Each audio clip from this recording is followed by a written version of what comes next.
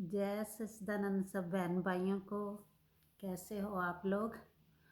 अ, तो उम्मीद करती हूँ कि सबको समझ आ रही होगी कि सृष्टि की रचना वो एक परमात्मा कैसे सृष्टि बन के बैठ गया, फैलाव कर लिया उसने, सर्वव्यापक हो गया। जिसको सर्वव्यापक हमने अभी तक सुना था, कहा था, और सबको पता है, ग्रंथों में लिखा कि वो सर्वव्यापक है। तो वो कण कण में सर्वव्यापक होके बैठ गया, हर रूप में।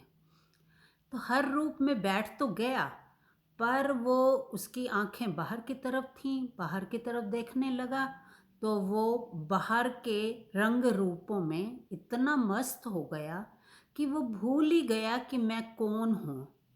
जैसे एक और एग्जांपल से समझते हैं, ये मूवियों में काम करने वाले या नाटकों में काम करने वाले जो पार्टिसिपेंट्स होते हैं, वो क्या करते हैं, जाते हैं, उनको पता है कि आज हमने मूवी में या नाटक में इस किरदार को निभाना है। तो वो गए, वैसे किरदार में अपने आप को ढाला, पार्ट किया, और रात को घर आके शांति से सो गए। उनको पार्ट करते हुए भी पता था कि हम ये नहीं हैं, ये तो हम सिर्फ पार्ट कर रहे हैं, हमें पार्ट मिला और हम पार्ट करके अपने घर वापस शांति से चले जाएंगे, सुकून से अपने घर में फिर रहेंगे। तो अगर वो भूल जाएं पार्ट करते टाइम कि हम कौन हैं, जैसे बोला था, मेले में भी गए, मेला देखा, मेले के रंग रूप में सब में इतना मस्त हो गया कि वो अपने आप को भूल गया। तो वो उसका सुकून तो ख़त्म हो गया, क्योंकि उसको पता ही नहीं मैं कौन हूँ, मुझे कहाँ जाना है, कहाँ से आया था। तो वो सब कुछ भूल गया, तो उसके मन की शांति खत्म हो गई, भंग हो गई। ऐसे ही नाटकों में, मूवियों में काम करने वाले अगर भूल जाए कि हम कौन हैं और हम ये क्या कर रहे हैं, अगर उनको पता होगा कि हमें ये किरदार मिला है इस नाटक में या मूवी में, तो हम ये किरदार करके शांति से जाके घर आराम से बैठेंगे। तो वो कोई भटकेंगे नहीं, वो पार्ट भी अपना अच्छे से करेंगे और अपने मकसद को भी, अपने डेस्टिनेशन पे भी आराम से आके पहुंच जाएंगे और मन की शांति भी उनकी बनी रहेगी। ऐसे ही अगर ये जब वो एक ही परमात्मा इतने रंग रूपों में बना, तो उसने जब बाहर की तरफ देखा तो वो इतने रूप दिखे, बाकी सब में वही है, अलग अलग रूप बने, जीव जंतु, जानवर, पशु पक्षी, पेड़ पौधे, वो भी हैं, पर उनको कल भी बताया था कि इतनी बुद्धि नहीं मिली कि वो अपने आप को समझ सके। उनके पास सिर्फ इतनी बुद्धि है, खाना, पे भूख लगी है, पेट भरना है, बच्चे पैदा करना, दैट्स इट। बट सिर्फ और सिर्फ जो स्पेशल बुद्धि मिली है, जो बुद्धि, जिसको ज्ञान की, ज्ञान जिस बुद्धि से वो ज्ञान प्राप्त कर सकता है, अपने आप को याद रख सकता है, वो स्पेशल बुद्धि सिर्फ इंसान योनि को ही मिली है। इसीलिए इंसान की योनि उत्तम योनि मानी गई है। तो बाकी सब तो चलो खा पी के बच्चे पैदा करके मस्त हैं, उनको कोई फ़र्क, क्योंकि उनकी भोगने की योनि है। पर इंसान की भोगने की भी, और आगे नया नया अच्छा करके, अपने आप को याद रख के, फिर अपने मंजिल पे जहाँ से वो आया था, आया नहीं था मतलब जो वो था, जो एक रूप था, एक शिवोहम था, वो प्योर सत्य चित आनंद, जो उस वो स्वरूप था उसका, सिर्फ वो अपने, अगर नाटक की तरह, नाटक के पार्टिसिपेंट की तरह नाटक करे, पर अपने आप को ना भूले। वो जैसे वो पार्ट करते हुए भी अपने आप को नहीं भूलते कि हम कौन हैं, हमारा अपना परिवार है, घर है, हमने ये पार्टिसिपेट करने आए हैं, इसके बाद हमने अपने घर जाना है, अपनी मंजिल पे पहुंचना है। तो अगर ऐसे ही ये इंसान अपने सारे कर्म, ये जो हमें मिला, हमने रूप धारा, क्योंकि अंदर तो परमात्मा ही है ना, वो उसी ने ये रूप धारे ना। अगर वो अपने आप को याद रखे कि मैं, ये जो मुझे रूप मैंने धारा है, इसके जो फर्ज हैं, मतलब जो इसका काम है, इसको जो पार्ट मिला है सबकी लाइफ में, अब जैसे फैमिली में 4 लोग हैं तो सबका अलग अलग पार्ट है, माँ का अलग है, बाप का अलग है, बच्चों का अलग है, दादा दादी हैं उनका अलग है, सबका अलग पार्ट है।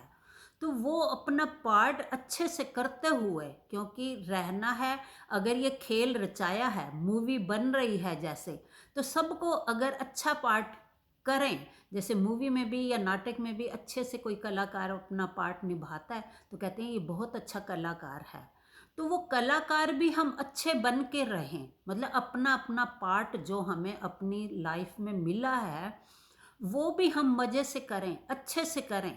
सबको, माँ के आगे हम बच्चा बन के रहें, बच्चे के आगे माँ बन के रहें, हस्बैंड के आगे पत्नी या पत्नी के आगे पति, या माँ बाप के आगे बच्चा, सास ससुर के सामने बहू बेटा, जो भी जिसको पार्ट मिला वो सब अपना पार्ट अच्छे से करते हुए अपने आप को ना भूलें कि हम कौन हैं, हमारा असली स्वरूप क्या है। अगर हम ये सब अच्छे से करेंगे तो पार्ट भी हमारा अच्छे से होगा, मन का सुकून भी हमारे पास रहेगा, और हम अपने मकसद को भी, मकसद मतलब जहाँ से ये हमने फैलाव फैलाया था, जब ये शरीर नहीं रहेगा तो हम उसी में ही, जो एक रूप था उसी में ही समा जाएंगे, वही लय हो जाएंगे, लीन हो जाएंगे, उसी में अपने स्वरूप में ही लीन हो जाएंगे, भटकेंगे नहीं।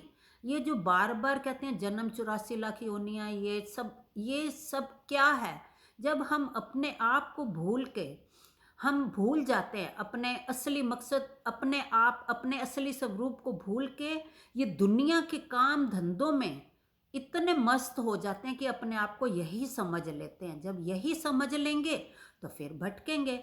अपना असली मकसद क्या था? ये आए इस दुनिया में, मौज मस्ती करो, अपना पार्ट निभाओ, और फिर शांति से जो एक स्वरूप हूँ मैं, था नहीं, था भी, हूँ भी, तो उसी में ही, अपने स्वरूप में ही लीन हो जाओ।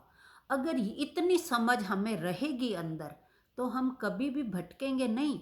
जो शुरू में सुकून की बात की थी, हम भाग दौड़ में तो कितने लगे हुए हैं पर हमें सुकून नहीं है। किसी से भी पूछो, कितना भी कोई इकट्ठा कर ले, कितना भी जो अपने आप को बड़ा कहते हैं कि ये बड़ा इंसान है, बड़ा इंसान मतलब पैसे वाला है, या कोई बुद्धि वाला है, ज़्यादा बुद्धि वाला, या ज़्यादा पैसे वाला, या जिसने ज़्यादा मटेरियलिस्टिक चीज़ें इकट्ठी कर ली, हम कहते हैं ये बड़ा आदमी है।